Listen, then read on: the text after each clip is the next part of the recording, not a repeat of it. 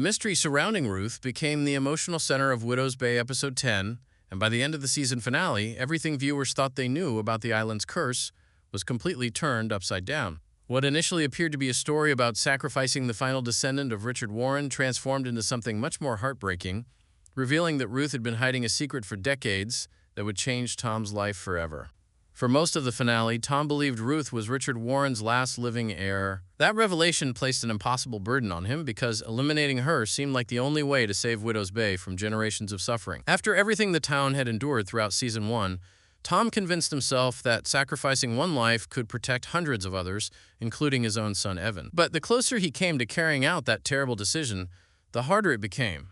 Because Ruth wasn't simply an old woman waiting for the end. She still had dreams, friendships, routines, and a future she was looking forward to. The finale of Widow's Bay Episode 10, titled "We Hope You Enjoyed Your Time," doesn't just end the season. It completely redefines everything we thought we understood about the island, the shelter, and the people trapped inside it. What begins as a desperate attempt to survive a storm slowly transforms into something far darker, something structured, intentional, and horrifyingly organized. And at the center of it all is Ruth, a woman who may not just be a survivor of Widow's Bay, but one of its most important hidden truths. Inside the underground shelter, the episode opens in a quiet tension that feels heavier than any storm outside. Patricia is organizing supplies, trying to maintain order as food and water are carefully cataloged. On the surface, it looks like leadership. But underneath it, it feels like denial, because everyone in that shelter knows the truth. They are not just waiting out weather. They are waiting to see what the island demands next. Rosemary adds to that unease when she mentions a warning from her predecessor, never enter the shelter. She doesn't know why, and that uncertainty alone becomes more disturbing than any explanation could be. Patricia shuts it down quickly, not because she believes it's false, but because belief itself is becoming dangerous. In situations like this, rumors don't spread information, they spread panic. Meanwhile, the infirmary, Morgan is checking on Shell, and what he discovers shifts the emotional weight of the entire episode.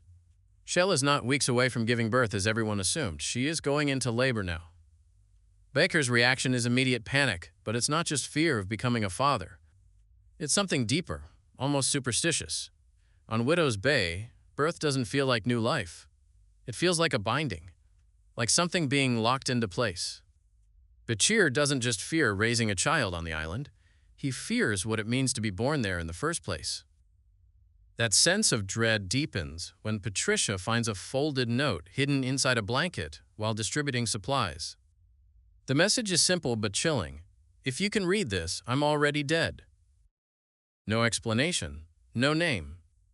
Just confirmation that someone inside this shelter knew their fate before anyone else did.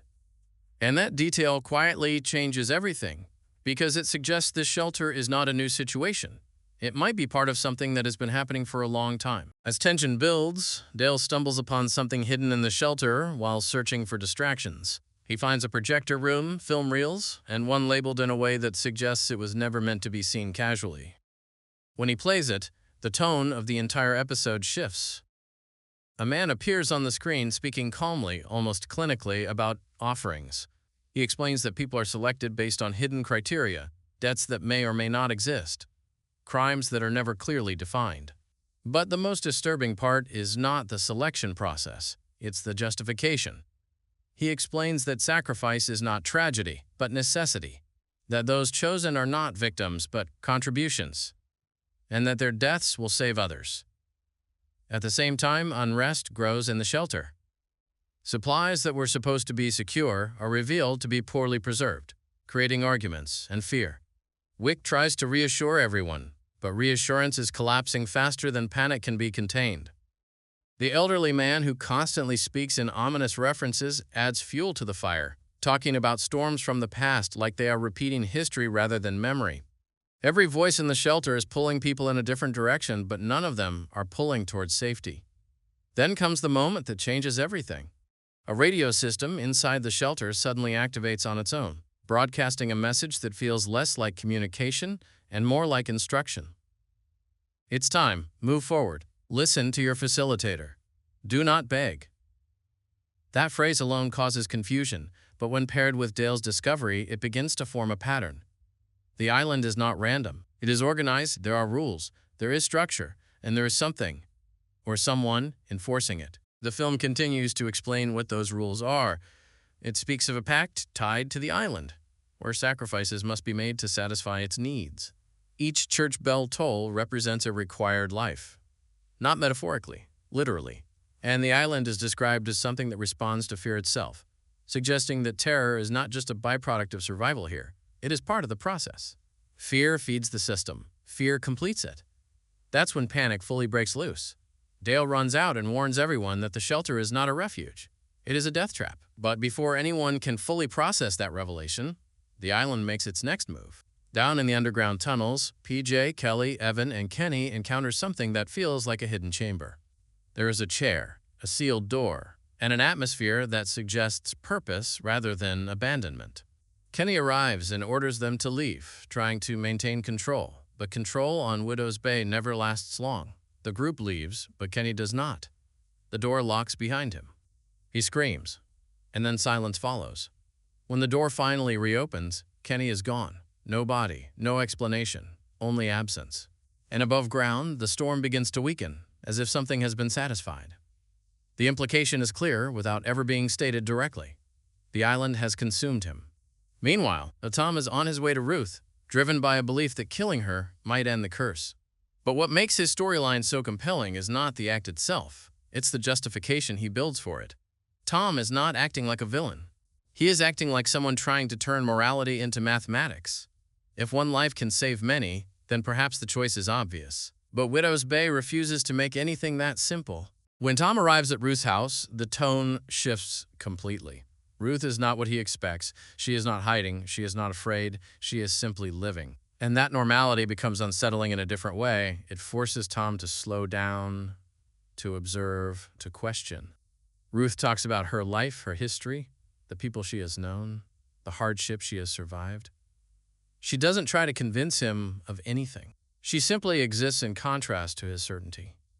As Ruth prepares tea, Tom prepares poison.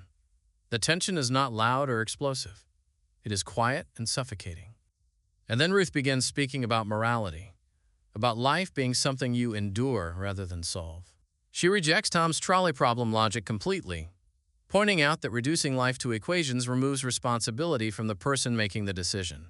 Her perspective doesn't remove the dilemma, but it reframes it in a way Tom cannot ignore. And then everything changes.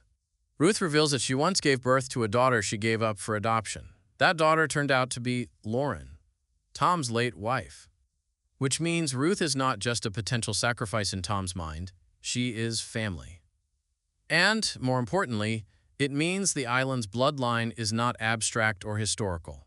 It is personal, it is still alive in the present, and it runs directly through Evan. That revelation collapses everything Tom thought he understood, because now the question is no longer whether Ruth should die. The question is whether Evan is the true final descendant tied to the island's curse. Before this can fully settle, Bakir arrives and shoots Ruth, acting on fear and incomplete understanding. He believes he is ending the curse. But instead, he may have only proven how deeply misunderstanding controls everyone on the island. Ruth survives, but the damage is done. The cycle continues. Then, something even stranger happens. The storm stops, suddenly, without explanation, as if the island has finished feeding. Kenny's death, unseen but confirmed through consequence, appears to satisfy part of the island's demand. But not all of it. The system is still active, still counting. In the final moments, Tom stands with Evan near the coast. He throws away the worn brooch, a symbolic rejection of everything tied to the island's origin. For a brief moment, there is silence, calm, a false sense of resolution. But then the church bell rings. 1, 2, 3, 4, 5, 6, 7, 8.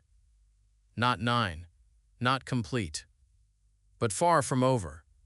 And in that moment, the meaning becomes clear without needing explanation.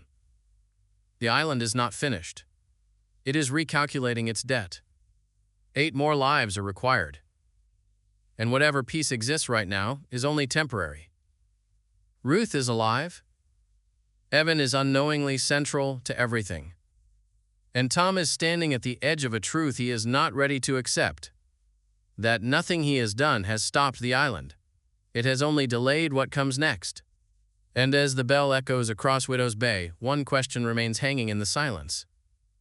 When the next toll begins, who will decide who hears it? The Widow's Bay Season 1 finale doesn't end the story, it detonates it. The 8 church bell tolls aren't just a warning anymore. They feel like a countdown already in motion, as if the island has quietly finished calculating its next demand. Kenny's disappearance and the sudden calm after the storm suggest the island didn't stop. It was simply satisfied for a moment, resetting its hunger rather than ending it. That's where Season 2 theories spiral into something darker. Evan now stands at the center of everything, not just as a descendant of the Warren bloodline, but as the point where every thread of the curse converges. Ruth's survival keeps the truth alive, especially the revelation that Lauren, Tom's late wife, connects directly back to her, making Evan the final confirmed link in the chain. Meanwhile, Tom is no longer just a protector. He's becoming someone who understands the logic of sacrifice too well. And that makes him dangerous to the system, or replaceable within it. The biggest theory suggests the island isn't random or supernatural in a chaotic sense. It's structured, almost administered, with rules, facilitators, and a selection process. Season the second may not be about escaping the island anymore. It may be about realizing the island has already chosen its next 8 names.